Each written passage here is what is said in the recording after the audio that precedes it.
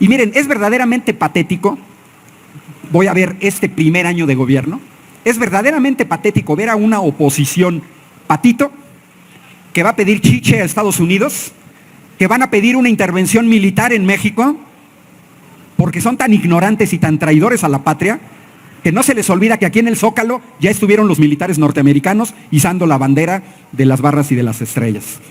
Se les olvida que Texas nos lo robaron en 1847.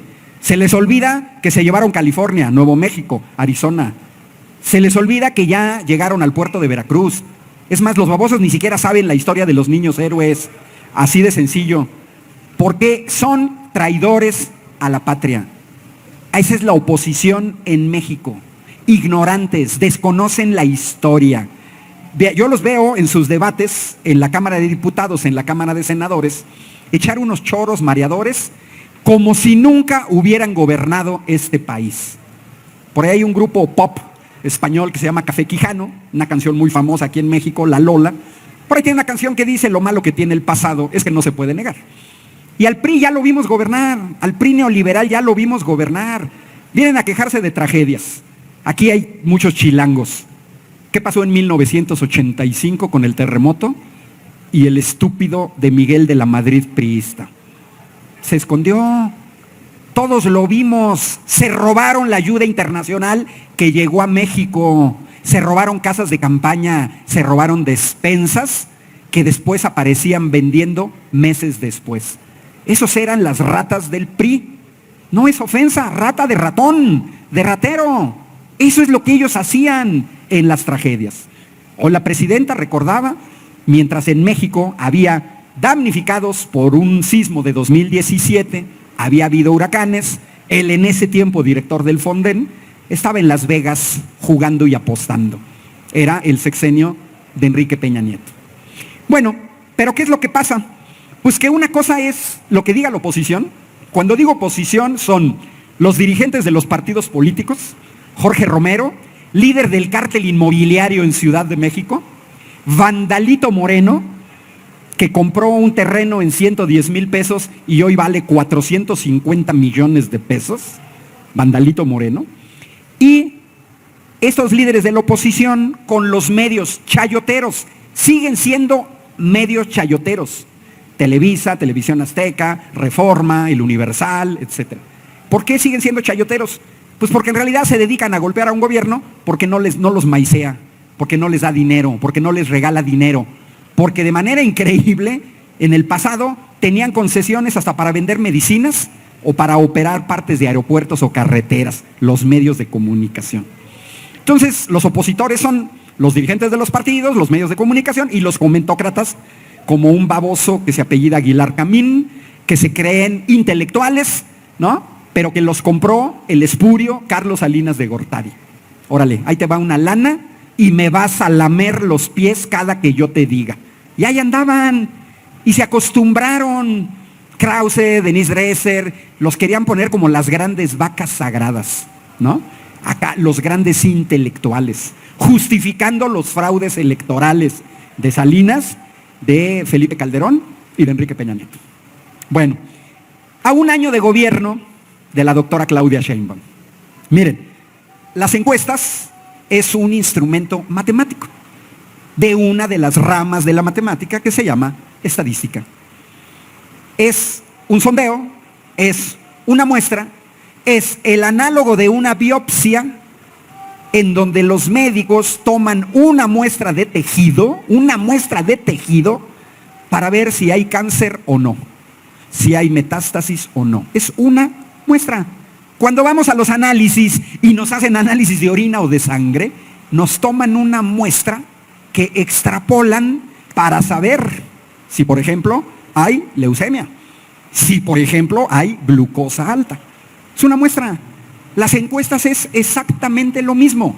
No se le puede preguntar a los 130 millones de mexicanas y mexicanos uno por uno qué opinan de un gobierno.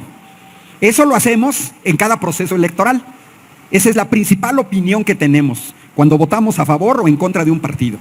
Pero eso no se puede hacer siempre, no habría encuestas. ¿Qué hace la encuesta? Es una muestra. A ver, aquí no le podemos preguntar a todos y tomamos a 3. Pero las encuestas bien hechas son un instrumento matemático, no es una muestra hecha a lo güey.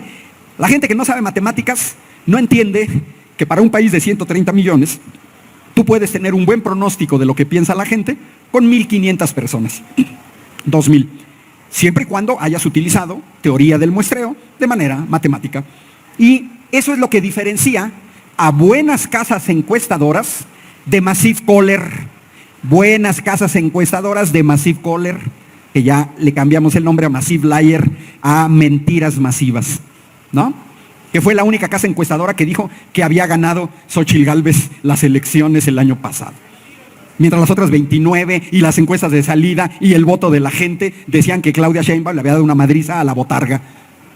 Pues ahí está, miren, si yo tuviera que contratar a una casa encuestadora, nunca le pagaría a Massive Caller. De chafa. Vámonos a las encuestas serias. Y las encuestas serias, ENCOL, de las eras de Demotecnia, Demoscopía Digital, que se han publicado en septiembre y en octubre, calientitas, a un año de gobierno, le preguntan a la gente cómo valoras a la presidenta.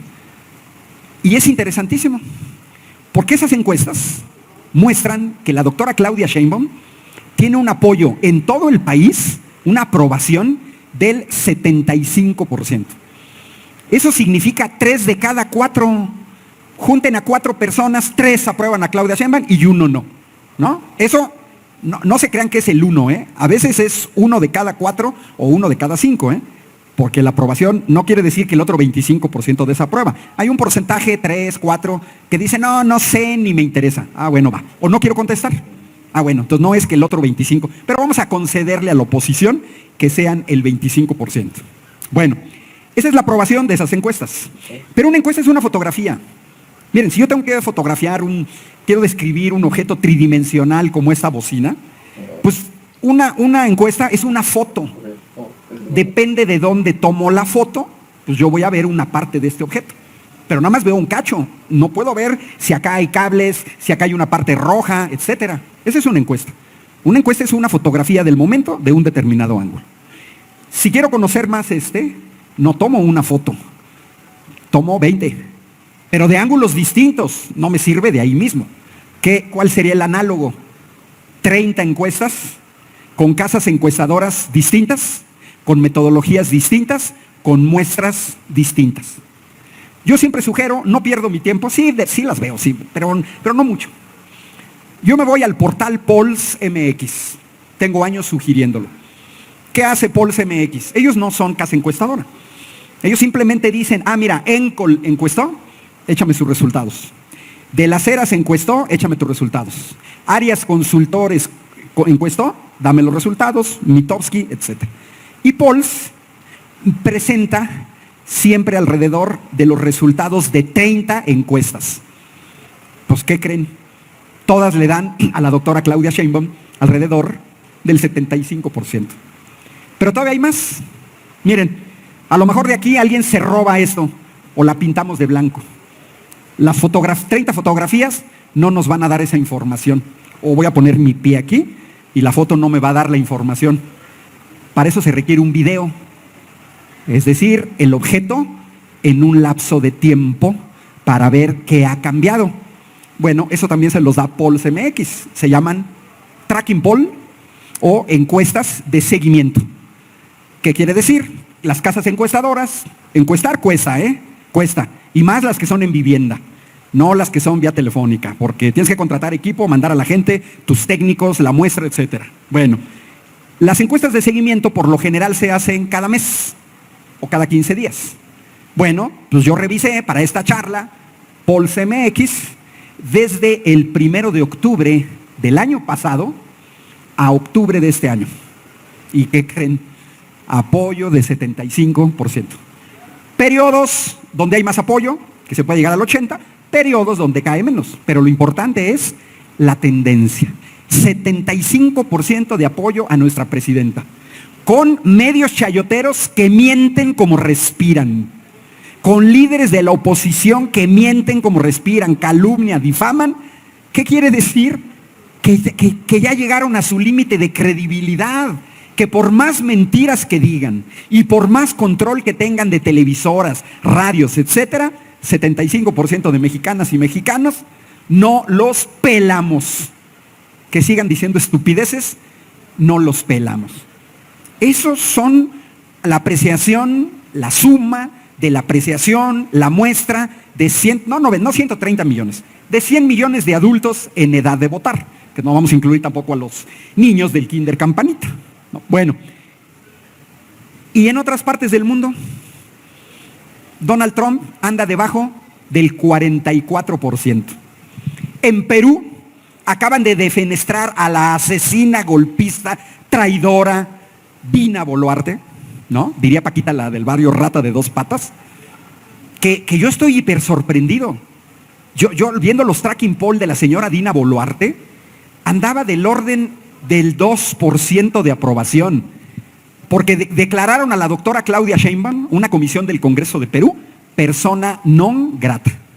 Bueno, el Congreso de Perú tiene una aprobación del 2%. Ahorita en Perú hay manifestaciones, ayer asesinaron a un joven que nada tenía que ver. Ahorita en Perú hay manifestaciones muy duras de la gente en contra de una clase política corrupta que apenas tiene una aprobación del 2%. Si aquí fuéramos 100, a ver, ¿cuántos aprueban a la doctora Claudia Sheinbaum? ¡Pum! 75. La misma pregunta en Perú, se levantan 2 y hasta les daría vergüenza. Bueno, la última encuesta de Ipsos, repito, yo soy matemático, soy ingeniero, estaba sorprendido. La última encuesta de Ipsos en Lima, aprobación de Dina Boluarte, 0%. Ya ni los dos que la apoyaban hace 2 meses, ya les da vergüenza. Entre los jóvenes, 0% de apoyo. Así de sencillo. Bueno, eso dice más, ¿por qué?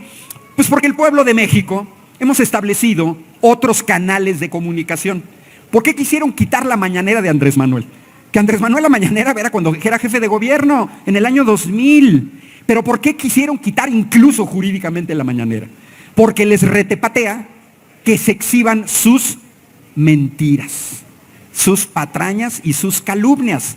Es decir, la oposición en México quiere calumniar, quiere ofender, quiere mentir, pero que no los contradigan. ¡Ah, qué chistosos!